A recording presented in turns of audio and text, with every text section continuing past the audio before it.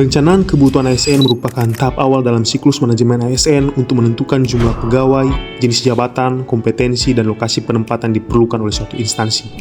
Contoh penerapan yang baik, instansi terlebih dahulu mengidentifikasi program prioritas seperti pembangunan, pemeliharaan jalan, ataupun penyediaan air bersih.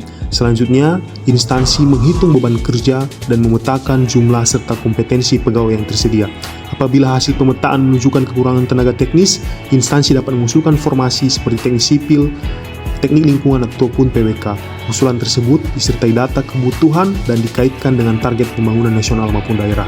Sedangkan contoh penerapan yang tidak baik, bahwa ketika instansi mengusulkan kebutuhan ASN hanya dengan menyalin formasi tahun sebelumnya, mengikuti keinginan pimpinan, atau sekedar memenuhi permintaan masing-masing bidang tanpa analisis jabatan dan analisis beban kerja.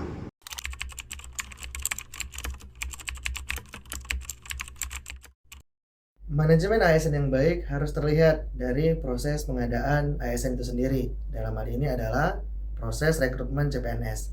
Sistem rekrutmen CPNS yang saat ini sudah sangat transparan tidak akan berhasil tanpa didukung oleh integritas dari sumber daya manusianya. Dalam hal ini adalah panitia di lapangan.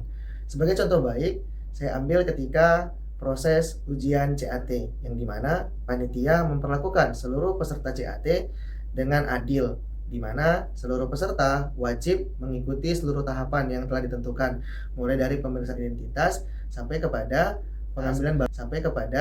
pengambilan barang kembali setelah ujian. Nah, contoh tidak baiknya adalah sebaliknya, apabila panitia ada memperlakukan salah satu peserta secara khusus, yang dimana beliau menyerobot antrian ataupun tidak.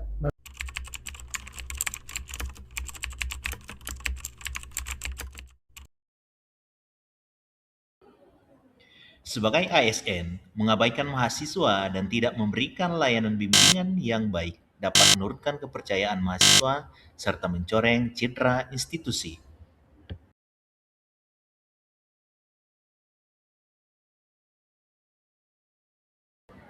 Dosen ASN yang memberikan bimbingan dengan baik, ramah, dan profesional akan membantu mahasiswa berkembang sekaligus meningkatkan kepercayaan terhadap institusi.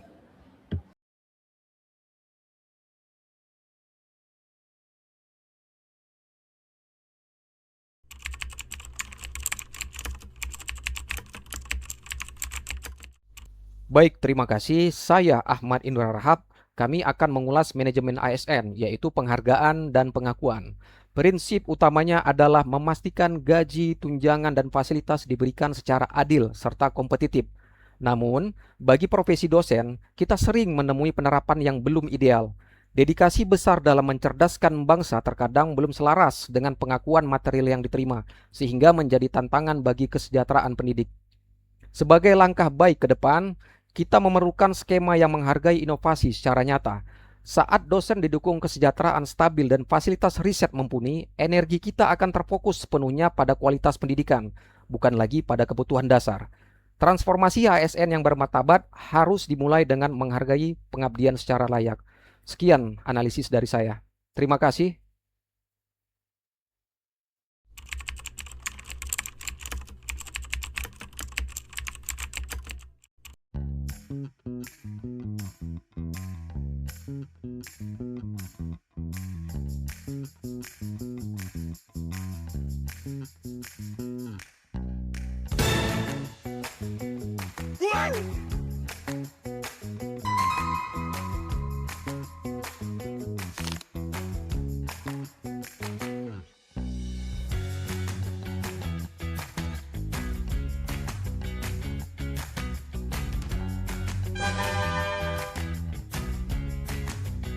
Inilah contoh penerapan manajemen ASN yang baik. Penilaian dilakukan secara objektif, transparan, dan juga sesuai dengan pedoman yang telah ditetapkan. Ingat, setiap keputusan ASN harus didasarkan pada aturan, bukan pada preferensi pribadi.